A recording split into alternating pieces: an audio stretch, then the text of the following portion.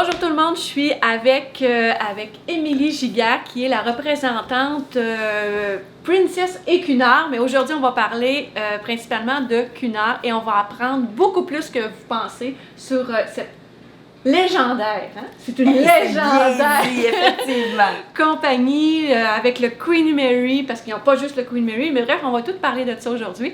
Puis, Émilie va nous expliquer. Premièrement, on va commencer simplement. Émilie, bonjour. Bonjour tout le monde. Puis, Émilie, globalement, là, qui va sur... parle-moi de ta flotte en premier. Tu as combien de navires? On a 3 navires présentement. OK. On a le seul Ocean Liner. Ocean Liner, si je veux traduire, on va dire un transocéan. Ouais, je pense que ce serait la meilleure façon de le traduire, mais honnêtement, il n'y a pas de traduction pour ce type de navire-là. Donc, sa spécialité, le Queen Mary, c'est vraiment de traverser les différents océans, tout comme ce l'était à l'époque de l'existence de la compagnie Cunard. OK. Donc, le Queen Mary 2 a subi une refonte en 2016. Ensuite, une refonte, là, c'est qu'il complète. Et rénove au complet. Au complet. Le navire est rentré en cale sèche au complet. On a refait des cabines, on en a enlevé, on a rajouté des espaces, que ce soit espace lounge, espace bar, etc. On a vraiment complètement refait. Ensuite, on a ces 2 navires sœurs, parce que quand on parle de navire, on parle de jumelles, on parle de filles. Donc, on a le Queen Elizabeth et le Queen Victoria qui sont vraiment pareils. Donc, même tonnage, même nombre de passagers. Je vous dirais qu'on varie entre 2000 et 3002 passagers environ. Notre clientèle est principalement une clientèle britannique. Donc, on va retrouver environ 65% de Britanniques à bord. On va avoir un 25% de Nord-Américains, donc États-Unis, Canada, et un 25% qui va venir ailleurs. Ah, nice. On est pareil assez présent. Oui, tout à fait. Okay. C'est certain que dépendamment des itinéraires, de la durée du séjour aussi, on peut voir que la clientèle va changer, comme vous avez peut-être pu le constater aujourd'hui pendant que vous avez fait votre visite. Oui, parce qu'aujourd'hui, on a eu la chance avec Émilie de faire une visite j'allais dire une visite touristique. Mais une visite guidée. Une visite guidée. On a bien passé, on dit un bon 2 heures facile, 3 heures. Un petit 2-3 heures à peu près à parcourir vraiment tout le navire. Afin que je puisse, dans le fond, vous informer si jamais éventuellement vous voulez partir avec un groupe pour savoir quels sont les restaurants ou même les endroits que vous pouvez privatiser pour votre groupe ou pour votre mariage, peu importe. Donc, on a eu la chance de faire cette visite-là aujourd'hui. Et on a bien remarqué que sur un itinéraire Canada-Nouvelle-Angleterre, la clientèle était un petit peu plus âgée. Oui. En temps normal, on a une moyenne d'âge d'environ 47 ans. Mais là, aujourd'hui, peut-être 60, la moyenne d'âge qu'on Mais je pense qu'on s'attend à... En tout cas, moi, la perception que j'avais, là, ce matin en me levant, je me disais, OK, super, je m'en vais sur le Queen Mary, génial. Mais je me disais, mon Dieu, ça va être beaucoup plus vieux que... Mais en retour de tout ça, si on débrief, on revient sur notre visite, ça a paru beaucoup plus jeune selon ce que j'attendais. On a beaucoup rajeuni notre concept, malgré qu'on reste quand même un croisiériste qui est traditionnel. En ce sens qu'on a gardé les mêmes choses traditionnelles qu'il y avait à l'époque. Donc, premier service, deuxième service au niveau des heures de repas. Mais on a aussi la possibilité d'aller manger quand ça nous tente. Ça, c'est bien important. On a notre concept où on a nos soirées qu'on va dire plutôt formelles. Donc, où les gens, en salle à manger, messieurs doivent être habillés avec veston, cravate ou nœud papillon. Tuxedo. Ou tuxedo. OK. Ça, c'est on fait la totale. Mais en général, le monde va faire la totale, ils vont faire le tuxedo. OK, c'est cool. Et mesdames, nous autres, c'est toujours facile, la belle petite robe noire, on change nos accessoires. Ouais. Donc, on a toujours des petites soirées formelles, mais on a également plusieurs soirées décontractées. OK. Où ce qui est de mise, vraiment, et vous allez voir, c'est très populaire. Le jeans est très populaire à bord. Pas le jeans bleu. Ah, OK, ça prend un jeans. Là, il est accepté, mais on dirait que les gens ont comme la mentalité de dire « Ah, mais c'est un peu classique, hein, on ne viendra pas avec un jeans bleu. » Donc, c'est souvent des jeans foncés. OK. On a le jeans noir, on a le blanc, qui est très populaire, et toutes les couleurs. Les rouges, les bleus, les verts, on les a. Toi, je pensais pas qu'on y avait comme que c'était accepté. Oui. Dans la journée, les gens sont très, très, très casual. Et si, par exemple, en soirée, ça ne vous tente pas là, de vous pomponner, là, je sais pas, vous avez fait beaucoup d'activités dans votre journée, vous faites plutôt relax. Vous avez plusieurs options qui s'offrent à vous. D'abord, on peut faire du room service dans notre cabine. Donc, on a une service menu, aux chambres. service aux chambres. Le service aux chambres, le repas est gratuit. Par contre, il y a un frais de service pour le service aux chambres. Ah, OK. On a le restaurant buffet, vous avez eu la chance d'expérimenter aujourd'hui au King's Court. Sérieux, là, c'était tellement, tellement bon. Et j'ai trouvé qu'il y avait, pour les amateurs de poissons, fruits de mer, c'est génial. Il y avait les sushis, sashimi et tout. Bref, c'était beau et bon. On essaie aussi d'y aller en fonction des nouvelles tendances. Donc, j'ai des amis, par exemple, qui vont suivre une diète qu'on dit keto. Ah, ben, c'est possibilité de la suivre, de continuer à la suivre à bord. Hein? On va vous aider en ce sens. Si vous avez des allergies alimentaires, oui, notre maître D ou notre chef cuisinier, avant votre départ, on va vous faire remplir un formulaire. Une fois que vous allez arriver à bord, on va vous rencontrer. Puis, s'il faut, on va établir un menu de la semaine avec vous. OK. Parce qu'on veut Ils s'assurer personnalisent. que s'il faut, on va le faire. Parce qu'il ne faut pas qu'il y ait de contamination croisée. Hein, on sait à quel point c'est important. Ouais. Puis imaginez si le navire est en pleine mer, là. Je peux pas faire venir un hélicoptère comme ça pour... On veut pas de non, toute ben, façon, on veut pas en facture. Donc, on essaie de s'assurer qu'on est mieux de vous rencontrer puis de vraiment d'établir les besoins que votre client ou que vous, en tant que passager, vous avez pour s'assurer que vous passiez un beau séjour. Et pourquoi, explique-moi là, pourquoi que je te choisirais? Puis là, j'irais sur Cunard. Tu sais, il y a le côté très glamour. Ben oui, moi, c'est ma première raison. Oui. Mais ça, c'est ma raison à moi. Oui, mais c'est probablement la mienne aussi, mais on cherche, le client, il recherche cette expérience. On a tout le côté classique, comme elle dit, on a le côté glamour au niveau de décoration, des activités qu'on va offrir à bord. Mais on a aussi plusieurs programmes qu'on appelle Insight, où ce sont différents conférenciers qui vont venir à bord pour nous en apprendre plus sur un produit, une destination, tel qu'exemple nos croisières thématiques qu'on fait. Ah, OK. Donc, par exemple, quand c'est la semaine de l'espace, la Space Week, donc on a des astronomes à bord, on a également des astronautes, des fois, qui peuvent venir. Oh, nice! Puis, toute la semaine, on va pouvoir assister à différentes conférences, donc pour en apprendre plus. Une des raisons aussi pour laquelle on choisit la Space Week, c'est qu'on a un planétarium à bord du Queen Mary 2. C'est génial. Que vous n'avez pas eu la chance de vraiment voir parce qu'il y a un film qui était présenté aujourd'hui. Oui. Donc, j'ai pas pu vraiment leur montrer c'était quoi l'expérience du planétarium. Il y a, naturellement, ceux et celles qui sont nostalgiques, tout comme moi, mon surnom, souvent, c'est Vintage à l'os. Donc, on a le thé en après-midi, avec le champagne, avec les petits sandwichs pas de croûte, comme vous appelez, avec les scones. Mais on a également un orchestre, souvent un trio ou un quatuor, qui vont jouer de la musique pendant qu'on profite de ce là, bel après-midi. On avait du violoncelle. On avait un violoncelle, on avait un violon, on avait un contrebassiste. Oui, c'est ça l'autre. OK. Là, on avait un trio aujourd'hui. Ouais, on avait un trio aujourd'hui. C'était magnifique. C'est très agréable, ça donne une belle ambiance. L'autre raison, s'il y en a qui aiment de la danse un peu plus sociale ou qui aimeraient apprendre éventuellement, on a nos soirées de bal. Donc, on a des bals thématiques aussi. Donc, les gens y participent vraiment. Là. On a un bal qui s'appelle le Royal Ascot Ball. Donc, c'est un bal où les gens vont porter des chapeaux. Là, vous me voyez mes mains, là. Mais c'est parce que c'est pas une blague. Hein. Les gens investissent énormément pour les chapeaux. Hommes et femmes, là, pas juste femmes. Là. On donne même des ateliers pour apprendre à comment faire des chapeaux. C'est vrai? Oui. Prochaine chose que je vais faire, la prochaine fois que je vais y aller, parce que moi, je me pensais fraîche avec mon petit chapeau en me disant « Wow, je vais être hot avec ma petite voilette. » Non, je pense que mon chapeau, c'était le plus laid de tous les chapeaux qu'il y avait. Lors de ces journées-là, j'ai mal aux joues. Je souris tellement, je trouve ça tellement beau de voir les gens danser. Les couples, pour certains des jeunes couples, mais d'autres qui sont ensemble depuis, on va dire, 40-50 ans, et de les voir danser ensemble, et de les voir, là, l'amour, puis l'échange qu'ils se créent entre eux autres, là, ça fait mal aux joues. Il y avait des cours de danse que tantôt quand on a passé. Puis, c'était un professionnel qui donnait le cours. Oui, ce sont des professionnels qui donnent des cours. On a un professionnel homme, un professionnel femme à ce moment-là. Et puis, si par exemple, vous voyagez et vous êtes seul, vous n'avez pas de conjoint ou conjointe, mais vous aimeriez quand même expérimenter justement la danse traditionnelle, on a ce qu'on appelle des gentlemen hosts. Ou des women hosts. Donc, ce sont des employés de Cunard qui vont faire danser les gens. C'est hot, là! Oui, c'est super le fun, c'est vraiment agréable. Parce que le concept, tu sais, ça rentre comme dans toute l'expérience Cunard. Oui. Tu sais, la danse, le ballroom. C'est sûr que ça revient un peu à, on va passer au film Titanic, sauf le bout, il coule. Bien important. Non, mais c'est vrai. Donc, tout le côté qu'on avait glamour, les premières, deuxième, troisième classes, on a encore un peu ce concept-là, mais qui est complètement différent. Je vous rassure, si vous êtes en première classe ou en troisième classe, on n'appelle plus ça comme ça, ils ont des noms maintenant, vous pouvez quand même vous mélanger.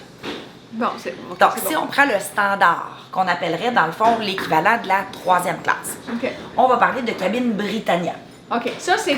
Tu commences là. C'est l'entrée de gamme. Ça, c'est l'entrée de gamme. C'est l'entrée de gamme. Par ça pour expérimenter. Tu as un petit peu plus d'argent, tu as envie de te faire traiter une petite affaire plus personnalisée, mais en même temps que tu veux te mélanger avec monsieur, madame, tout le monde, tu vas prendre l'option qu'on va appeler la Britannia Club, qu'on va dire la 3.5. Ah, OK, c'est bon. Ensuite, vous voulez une expérience encore un petit peu plus haut de gamme, on va aller dans ce qu'on appelle les Princess Grill, qui vont vous permettre d'avoir un concierge. Vous avez également votre propre salle à manger. OK, là, on commence à séparer à ce moment-là. Exact. Okay. Là, on commence. Donc, la deuxième classe serait séparée. Et là, si on parle de la première classe, qui s'appelle chez nous la Queen's Grill, donc c'est la crème de la crème. Ceux qui ont de l'argent, qui ne regardent pas à l'argent. Qui veulent la totale. Qui veulent la totale. Ils ont un butler. Le butler s'occupe, par exemple, de défaire leurs valises, de repasser leurs vêtements, d'accrocher leurs vêtements dans leur chambre, de préparer le mini-bar, tous les soirs de préparer l'aromathérapie dans la chambre, partir le bain tourbillon s'il y a lieu, leur préparer des petits hors d'œuvre, réserver leurs excursions. Donc, cette personne-là est vraiment là pour s'occuper de toutes leurs petites attentions, du début jusqu'à la fin.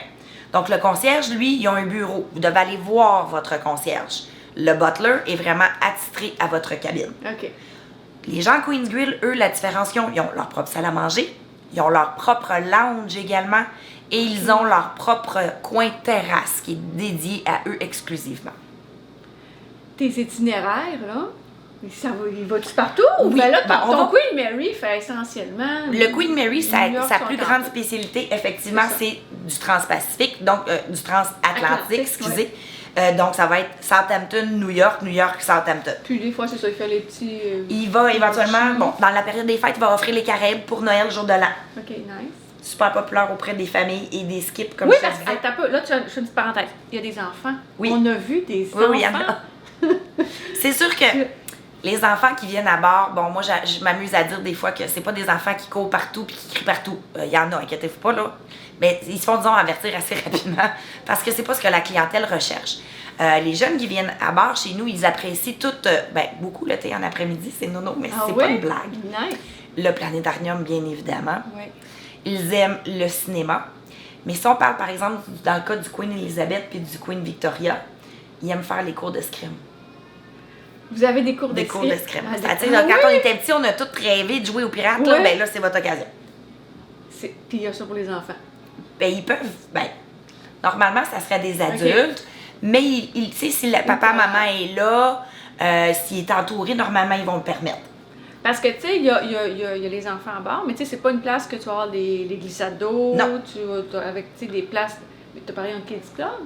Oui, on a des centres jeunesse, comme on aime les appeler, donc pour différents groupes d'âge. On a des services de gardiennage à bord aussi, c'est possible. Souvent, est-ce que dans votre clientèle avec les enfants, c'est du multigénérationnel, avec ces grands-papas qui apportent... On va dire que dépendamment des temps de l'année. Si on parle par exemple de la croisière de célébration pour Noël, jour de l'an, là on a vraiment du multigénérationnel. Parce que de toute façon, c'est les congés scolaires, puis on en profite. Si on parle par exemple pour l'Alaska, par exemple, qu'on va faire avec le Queen Elizabeth en mai prochain, là à ce moment-là, on parle de skip. Donc on va parler de grands-parents avec les petits-enfants et les parents, eux, ne voyagent pas. OK, ça c'est une nouvelle tendance. C'est vraiment, c'est très tendancieux de plus en plus, pas juste chez nous. Chez tous les types de croisiéristes, c'est ce qu'on voit de plus en plus.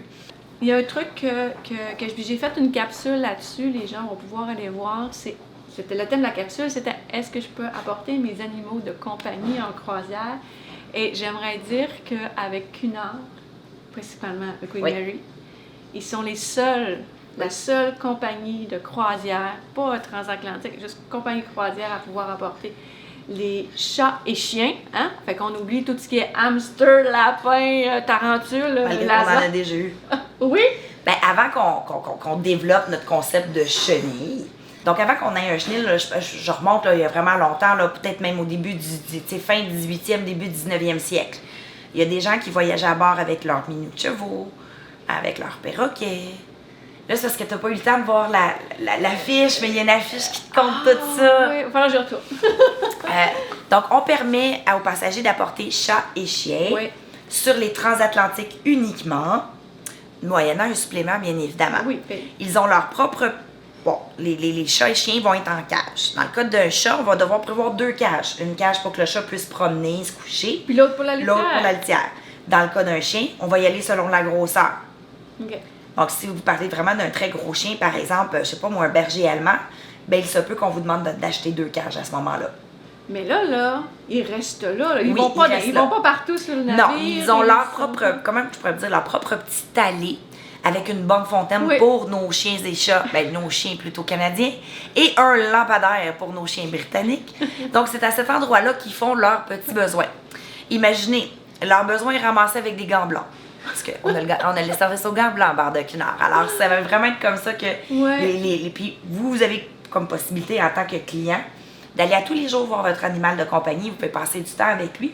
Par contre, vous ne pouvez pas le ramener dans votre cabine. Non. Ça, c'est pas possible. Non, ça, c'est essentiel. Si on parle de ceux qui voyagent toutes seules, hein? Ça, de nos passagers solo, il y en a de plus en plus. Oui, tout à fait. Chez vous, comment Chez ça nous, c'est fonctionne? possible. Oui! Oui, sur mes 3 navires, on a, je vous dirais, entre 8 et 10 cabines qu'on va appeler des cabines solo. Donc, c'est pas une cabine intérieure, OK? Je parle vraiment de cabines avec vue mer à ce moment-là. On en a certaines balcons, mais c'est plus souvent vue mer. Donc, les gens n'auront pas à débourser un supplément pour personne seule. Ça, c'est super important. Donc, pas payer un 200%, donc le prix du tarif double, si vous voulez, pour être à bord de la croisière. Mais comme je vous dis, j'ai entre 8 et 10 cabines, donc c'est les premières qui partent. Elles partent quand même très rapidement, mais vous avez quand même cette possibilité-là de pouvoir venir le faire avec nous. Ce que j'aime de la visite qu'on a fait aujourd'hui, puis de tout le concept Cunard, premièrement, ça a comme détruit un mythe que même moi j'avais. Puis je me rends compte que c'est accessible. Tout à fait. Même au niveau des prix, je vais vous donner un exemple. Quand moi, j'ai fait ma transatlantique, je partais au mois de décembre. Donc, je partais du 8 au 15 décembre. Je partais de New York à Southampton. La semaine avant que je parte, il restait toujours des cabines. Ma cabine balcon se vendait 799 Canadiens, plus taxes. On parlait d'à peu près 125 $ de taxes. C'est pas très, très cher. C'est quasiment moins cher que l'avion pour vous rendre en Europe. Puis souvent, vous y pensez pas comme alternative à l'avion de prendre une transatlantique. Puis, quand vous partez, on va dire, de New York pour vous rendre à Londres, quand vous arrivez à Londres, vous n'avez pas de décalage. Ben non, tu l'auto-absorbé tout le long. Et quand vous le faites au retour, ben vous gagnez 1 heure de plus à chaque jour. Voilà. C'est encore, vous bénéficiez d'1 heure de plus pour profiter de vos vacances. C'est ça, c'est ce que j'aime, c'est qu'on est capable de, premièrement, de prendre notre temps, de se reposer, de se calmer les nerfs le long du chemin, en profiter, puis là, ici comme aujourd'hui, tu sais, aujourd'hui, il passait une nuit, mais demain, c'est de l'embarquement, ça fait qu'on peut partir de Québec, là. Oui, tout à fait. On a comme peut-être 3-4 départs de Québec. On va après ça les se positionner sur New York, mais pourquoi pensez pas revenir de New York en train? Quel beau voyage! Ouais. Même pas besoin de payer de stationnement parce que votre conjoint il est venu vous reconduire. Puis ben ici, tu as sauvé toute l'histoire de l'avion. Fait que, tu sais, en prenant ici, tu te prends un taxi, puis tu t'achètes à la semaine ici, puis tu as sauvé, tu n'as pas de temps de vol à faire, tu as allé chercher ça à Londres et compagnie. Fait tu sais, souvent, on sous-estime le pouvoir de pouvoir partir d'ici. Oui. On sous-estime souvent aussi l'itinéraire Canada-Nouvelle-Angleterre. Je comprends que quand on était petits, nos parents nous ont tous déjà amenés à Boston, où on est tous allés genre à Halifax en auto. Oui, exact. Old Orchard. Vermont. Exact. Par contre, le découvrir en croisière, c'est une autre expérience. Déjà, d'être à bord du Queen Mary 2, qui est le navire le plus emblématique au monde, c'est le navire qui est le plus photographié au monde. Après ça, c'est Disney. Donc, vous avez la chance même de faire des destinations comme Terre-Neuve. Quand est-ce qu'on va à Terre-Neuve? On s'amuse avec les Newfies, mais c'est magnifique comme destination. Puis le coût de l'avion est tellement cher. Hein, c'est comme aller aux îles de la Madeleine. Ça coûte plus cher aller aux îles puis à Terre-Neuve que d'aller en Europe. Donc, on le fait pas. Là, vous avez la possibilité d'y aller. Puis vous avez du temps dans la façon dont l'itinéraire est fait pour aller à l'île de Fogo. Je vous le conseille fortement. Puis ensuite, vous arrivez sur New York. Ben là, Puis là, quand c'est on pas arrive à facile. New York, c'est avec des. Tu sais, comme le départ se fait avec des feux d'artifice, l'arrivée peut-être pas, mais vous passez vraiment devant la Statue de la Liberté. Là, c'est super beau le départ. Là. Merci. Merci à Merci, toi. merci beaucoup. Écoute, j'espère que tout le monde en a appris plus. Je reviendrai si vous en savoir plus. Oui, parce qu'on va Parce que sûrement- c'est tellement riche en histoire. Oui. Là, je pourrais vous conter tellement de belles choses sur cette compagnie-là. Mais on fera peut-être un autre blog à un moment donné, si jamais. Oui, Ça te tente. oui, ben c'est sûr qu'on va faire quelque chose. Puis j'invite tout le monde à faire des petites recherches des fois. Tu sais, on voit toujours les mêmes compagnies. Mais puis des fois, d'ouvrir nos horizons. Tout à Ce fait. matin, j'ai eu une super de belle surprise en visitant puis en me disant que Puis mon Dieu, n'hésitez pas à toujours consulter les fiches d'information ou même le blog de Céline. Et n'oubliez surtout pas que la meilleure personne après ça qui va pouvoir vous aider une fois que vous avez pris tous vos renseignements, ça va être votre conseiller en voyage. parfait. Merci. Merci beaucoup.